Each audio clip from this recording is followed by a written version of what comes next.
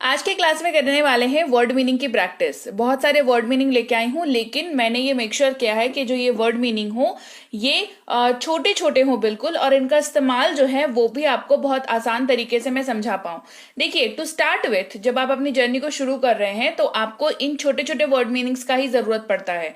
आपको बहुत बड़े बड़े वर्ड मीनिंग्स की जरूरत इनिशियली यानी कि शुरुआती तौर पर नहीं पड़ती है। तो आपके पास बड़े वर्ड मीनिंग के कलेक्शन होने चाहिए, छोटे वर्ड मीनिंग के कलेक्शन भी एट द सेम टाइम होने चाहिए।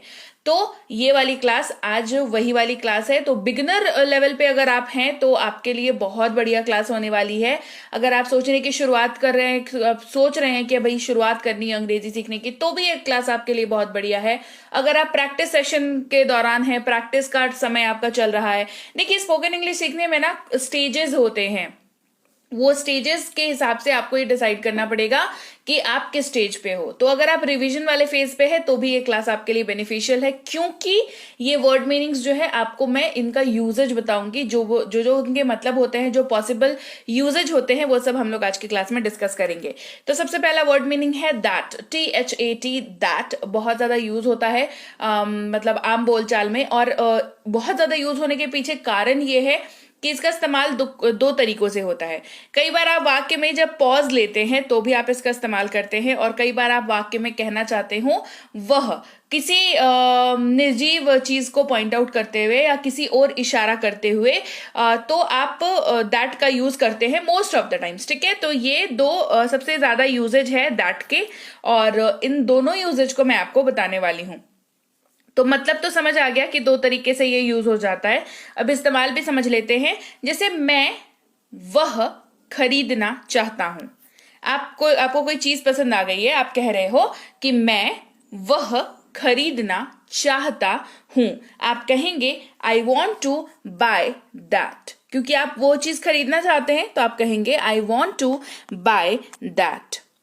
उन्होंने कहा कि, उन्होंने कहा कि।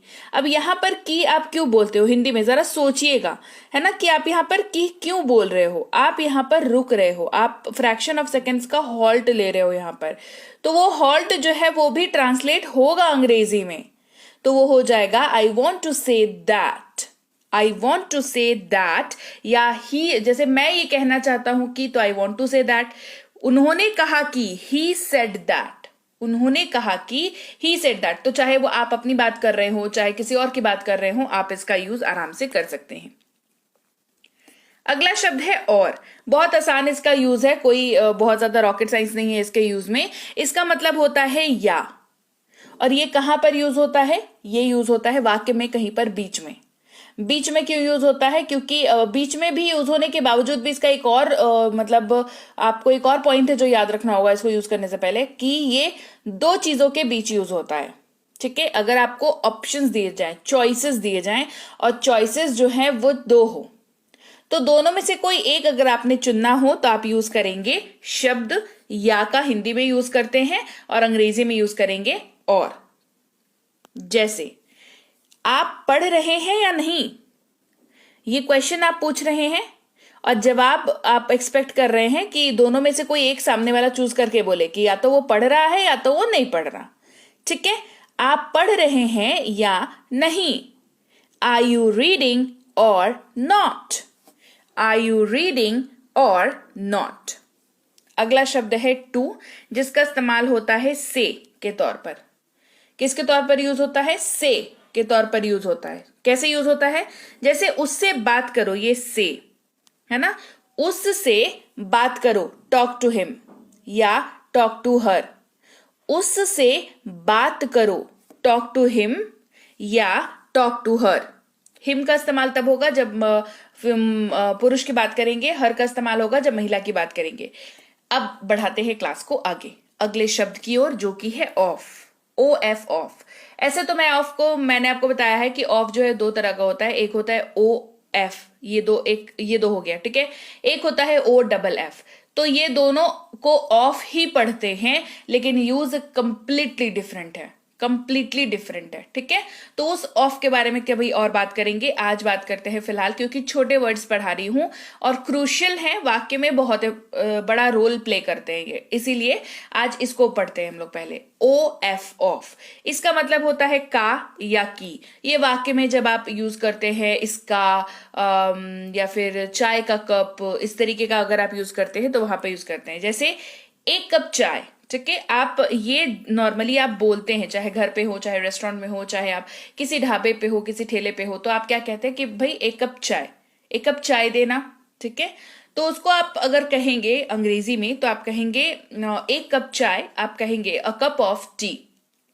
अब आप सोचेंगे कि मैंने बताया आपको कि ऑफ का मतलब होता है का की, राइट, लेकिन हिंदी वाले वाक्य में तो का की है ही नहीं, तो फिर अंग्रेजी में कैसे आ गया? सबसे बड़ा कंफ्यूजन यहीं पर क्रिएट होता है कि नहीं होता है अंग्रेजी सीखने में, ये मुझे बताओ सच, है ना। कमेंट करके मुझे ये जरूर बताना कि अंग्रेजी जब आप सीखते हो तो क्या आपको भी इन जगहों पे कंफ्यूजन होती है कि हमने हिंदी में कहा एक कप चाय, अंग्रेजी में कहा a cup of T, ma'am ने पढ़ाया ऑफ का मतलब का की, लेकिन हिंदी वाले वाक्य में तो है ही नहीं ये, है ना। तो ये कहां से आ गया अंग्रेजी में? और अंग्रेजी में तो ऑफ का मतलब भी यही होता है, ये तो इसके हिसाब से तो सही है, पर वाक्य में तो नहीं है। अगर आपको ये कंफ्यूजन होता है तो आप घबराइए नहीं। ये कंफ्यूजन अगर 10 बच्चा अंग्रेजी सीख रहा है तो उसमें से 9 बच्चे को होता ही होता है, 8 बच्चे को तो पक्का होता है, ठीक है, मोस्ट ऑफ द टाइम्स 9 बच्चे को होता है, ठीक है। तो आप घबराइए नहीं कि आपको कुछ समझ नहीं आ रहा, आपसे होगा नहीं, ऐसा नहीं है। अब मैं आपको इसका लॉजिक एक्सप्लेन करती हूँ कि यहाँ पर आखिर है क्या बात, कि क्यों हिंदी वाले में है नहीं और अंग्रेजी वाले में है, राइट। अच्छा, चाय की एक कप, अगर आप इस वाक्य को देखिए, क्या इस वाक्य को आप इस तरीके से कह सकते हैं, चाय की एक कप कह सकते हैं, या फिर इसी वाक्य को आप कह सकते हैं एक कप चाय का, राइट। लेकिन हो क्या गया है ना कि हिंदी बोलचाल हमारी दैनिक जीवन में इतना ज्यादा हम लोग बात करते हैं हिंदी में, तो उससे क्या हो जाता है ना कि कई बार कुछ वर्ड्स जो है हम लोग छोड़ देते हैं, बिना हमें, हमारे दिमाग को ये सिग्नल ही नहीं जाता कि ये छोड़ा है, और सामने वाला भी समझ जाता है, सामने वाले को समझ में ये नहीं आता तो हमें समझता ना कि हाँ भाई हमने छोड़ा है। पर बोलचाल है ना, बोलचाल में ये चीजें चल जाती हैं, बहुत ही नॉर्मल चीजें हैं, और आजकल तो ज्यादा नॉर्मलाइज हो गई हैं ये चीजें, तो हिंदी में चल गया, अंग्रेजी में नहीं चलेगा, है ना। अ कप ऑफ टी, ये वाक्य कंप्लीट बनेगा, ये वाक्य सही बनेगा, तब आप सही अंग्रेजी बोल पाओगे, राइट। यहां पर का या की छिपा हुआ है, लेकिन अंग्रेजी में डालना कंपलसरी है, तो डाल दिया। आ गई बात समझ, इसीलिए ये डिफरेंस आपको दिख रहा है। अगला शब्द फ्रॉम, जिसका इस्तेमाल होता है से के तौर पर, ठीक है। कैसे इस्तेमाल करते हैं? मक्खन से दूध से मक्खन बनाया जाता है। भाई राम, ये वाक्य जो है कुछ अजीब सा है। अंग्रेजी वाले वाक्य पे फोकस करते हैं। Butter is made from milk, right. तो ये जो है मक्खन और दूध की प्लेसमेंट जो है गड़बड़ हो गई है। दूध से मक्खन बनाया जाता है, करेक्ट, दूध से मक्खन बनाया जाता है, ये है हमारा करेक्ट वाक्य। इसकी अंग्रेजी butter is made from milk. फिर है द्वारा, जिसका मतलब होता है बाय। क्या मतलब होता है बाय? अब इसका यूजेज भी देखना, इसका यूजेज भी बहुत इंटरेस्टिंग है। वह बस द्वारा आया, आखिरी बार ये लाइन कब बोला था आपने, या किसी को बोलते हुए कब सुना था? हम क्या बोलते हैं, वो बस से आया, वो ट्रेन से आया, वो प्लेन से आया, वो कार से आया, कैब से आया, बाइक से आया, टैक्सी से आया, जिससे मर्जी आया हो, ठीक है। हम यूज करते हैं क्या, से, राइट। लेकिन उसी वाक्य को अंग्रेजी में कन्वर्ट करोगे ना तो बनेगा ही केम बाय बस। अब बाई का मतलब क्या बताया, द्वारा बोला क्या हिंदी में, बस से आया, अंग्रेजी क्या बोला, ही केम बाय बस, लेकिन बाई का मतलब तो द्वारा होता है, से तो होता नहीं है। अब समझना आपको यहां पर ये होगा कि द्वारा या से, बोलचाल में से इस्तेमाल होता है, लेकिन मतलब जो है द्वारा वो उस वाक्य में छिपा हुआ रहता है हिंदी में, क्योंकि बोलचाल की भाषा है। बट अंग्रेजी में तो चलेगा नहीं, तो अंग्रेजी में ही केम बाय बस। अगला है और, जिसका मतलब होता है एंड, और ये बहुत आसान वर्ड है, ये बहुत ज्यादा लोग इसे यूज करते हैं, नो मैटर अंग्रेजी आती हो नहीं आती हो। एंड जो है बहुत ही कॉमन सा वर्ड है, इसको सारे यूज करते हैं। जैसे उसे पढ़ना और लिखना आता है, या उसे पढ़ना और लिखना पसंद है, सिंपल है ना। She likes to read and write. यहां पर रीड भी है, राइट भी है, दोनों को जोड़ने के लिए हमने एंड का यूज किया है। एंड का काम क्या होता है? एंड का काम होता है जोड़ना चीजों को, राइट। तो जोड़ने के लिए एंड, रीड और राइट का को जोड़ने के लिए एंड का यूज किया है और वाक्य तभी जाकर के कंप्लीट हो पाया है। अच्छा, लेकिन बट ये होता है ये डालने के लिए, खलल डालने के लिए अगर कह ले तो, है ना। कोई कुछ प्लान बना रहा है, लेकिन तुमने ऐसा कैसे किया, लेकिन तुम वो कैसे करोगे, लेकिन हम लोग वहां कैसे जाएंगे। ये जो भी लेकिन का प्रोसेस है, ये जो भी व्यक्ति आपके जीवन में ये लेकिन का प्रोसेस करता है, उस वाक्य को अगर आप कन्वर्ट करना चाहें तो आप कन्वर्ट करेंगे बट। उसने बहुत कोशिश की लेकिन असफल रहा, है ना। तो आप क्या एक पॉजिटिव लाइन बोल रहे हो कि उसने बहुत कोशिश की, ये पॉजिटिव लाइन है। लेकिन असफल रहा, right. He tried hard but failed. He tried hard but failed. कुछ इस्तेमाल करते हैं सम का। हमने कुछ सेब खाए, we ate some apples. We ate some apples, बहुत ही सिंपल है। पर इस्तेमाल होता है शब्द एट का, एटी, एट का यूज करते हैं। जैसे वह हवाई अड्डे पर था, वह हवाई अड्डे पर था। हवाई अड्डा, एयरपोर्ट, पोर्ट, ठीक है। एयर और पोर्ट इन दोनों शब्दों को मिलाकर के बनता है एयरपोर्ट, ठीक है। और उच्चारण जब करते हैं तो कुछ चीजें साइलेंट हो जाती है, ये हो जाता है एयरपोर्ट, राइट। एयरपोर्ट कोई नहीं बोलता, ये हो जाता है एयरपोर्ट, ठीक है। अच्छा, he was at the airport. He was at the airport, वह हवाई अड्डे पर था। He was at the airport. होना या हो इस्तेमाल होता है शब्द बी का। वह बीमार हो सकता है, ही कैन बी इल। वह बीमार हो सकता है। जैसे क्या होता है ना, कभी कोई ऑफिस नहीं आया या कोई बच्चा स्कूल नहीं आया तो टीचर्स ऐसे ही डिस्कस करते हैं, दोस्त डिस्कस करते हैं कि आज क्यों नहीं आया होगा या होगी। वह शायद बीमार हो सकता है, ही कैन बी इल। वह शायद नहीं लगेगा इस वाक्य में, वह बीमार हो सकता है, ही कैन बी इल, ठीक है। शायद के लिए फिर दूसरा वर्ड है, वो मैं किसी और क्लास में करा दूंगी। वह बीमार हो सकता है, ये नॉर्मल स्टेटमेंट आप दे रहे हैं, वो बीमार हो सकता है, ही कैन बी इल। पर इस्तेमाल होता है शब्द ऑन का। क्या आप फेसबुक पर हैं? Are you on Facebook? ये सोशल मीडिया में किसी के प्रेजेंस को लेकर के पूछा जाता है कि क्या आप फेसबुक पर हैं? Are you on Facebook? के लिए इस्तेमाल करेंगे फॉर का। ये आपके लिए अच्छा होगा, ये आपके लिए अच्छा होगा तो हो जाए, विल लग जाएगा, बट ये आपके लिए अच्छा है, it is good for you. It is good for you. और अगर जो मैंने वाक्य बताया कि ये आपके लिए अच्छा होगा, it will be good for you, ठीक है, ये ऐसे यूज होगा। चलो, साथ यानी कि विथ, किसका यूज होगा? विथ का यूज होगा। जैसा वह साथ यानी कि विथ, राइट। तो विथ जैसे आप कहेंगे मेरे साथ आओ, come with me, come with me. अगला शब्द है उसका, जिसका मतलब होता है हिज। क्या मतलब होता है? हिज। हिज के साथ एक बात याद रखिएगा, उसका, उसकी, उसके, तीनों के जगह पे तो यूज होता ही है। ये तो आपको याद रखना ही रखना है, इसमें अलग से बताने वाली कोई बात नहीं है। अलग से बताने वाली जो बात है वो ये है कि हिज का इस्तेमाल मेल के साथ होता है।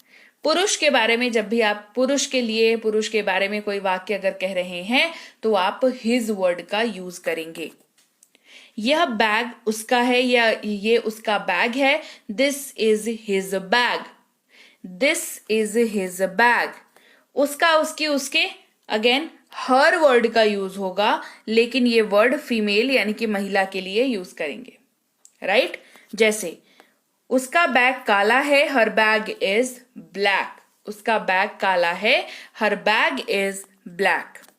इस या यह इस्तेमाल करेंगे दिस का। किसका यूज करेंगे? दिस का। जैसे यह हमारा घर है, दिस इज आवर होम। यह हमारा घर है, दिस इज आवर होम। अगला शब्द है में, जिसका मतलब होता है इन। ये अगर यूज कर रहे हैं किसी वाक्य में तो अंग्रेजी में इन वर्ड का यूज कर सकते हैं। वह किचन में है, she is in the kitchen. वह किचन में है, she is in the kitchen. आगे बढ़ते हैं। था या थी इस्तेमाल करेंगे वॉज का। किसका यूज करेंगे? इस्तेमाल कर लेंगे वॉज का। वह एक अभिनेत्री थी, शी वॉज एन एक्टर। वह एक अभिनेत्री थी, शी वॉज एन एक्टर। थे, वर का यूज होता है। कैसे यूज होता है? हम लोग सही थे, वी वर राइट। तो अब समझना होगा दोनों में फर्क क्या है, वॉज और वर में फर्क क्या है। यूजेज का डिफरेंस है बस। वर का यूज यू वी दे के साथ होता है और वॉज का use I, he, she, it और किसी भी नाम के साथ होता है। इस्तेमाल होगा शब्द आर का। हम लोग जा रहे हैं, वी आर गोइंग। हम लोग जा रहे हैं, वी आर गोइंग। है, इस्तेमाल होता है शब्द इज का। किसका यूज करते हैं? इस्तेमाल करते हैं हम लोग इज का। जैसे वह ईमानदार है, he is honest. He is honest. पास है, हैव का यूज करते हैं। मेरे पास एक बिल्ली है, आई हैव अ कैट। मेरे पास एक बिल्ली है, आई हैव अ कैट। वे या वे लोग, दे का यूज करेंगे। किसका यूज करेंगे? दे का। वे दौड़ रहे हैं, दे आर रनिंग। वे दौड़ रहे हैं, दे आर रनिंग। क्या इस्तेमाल करेंगे वॉट का, और ये वर्ड क्वेश्चन पूछने के लिए यूज होता है। तुम क्या कर रहे हो? What are you doing. तुम क्या कर रहे हो? What are you doing. जैसा या जैसे, एज का इस्तेमाल करेंगे। जैसा वह कहता है वैसा करो, do as he says. Do as he says, right. तो चलिए भाई, ये थी आज की क्लास जहां पर हमने छोटे छोटे वर्ड्स का कलेक्शन को देखा जो वाक्य को बनाने में इंपॉर्टेंट होते हैं। और मैं आपसे मिलूंगी आपके अगली क्लास में। Till then, thank you so much for watching.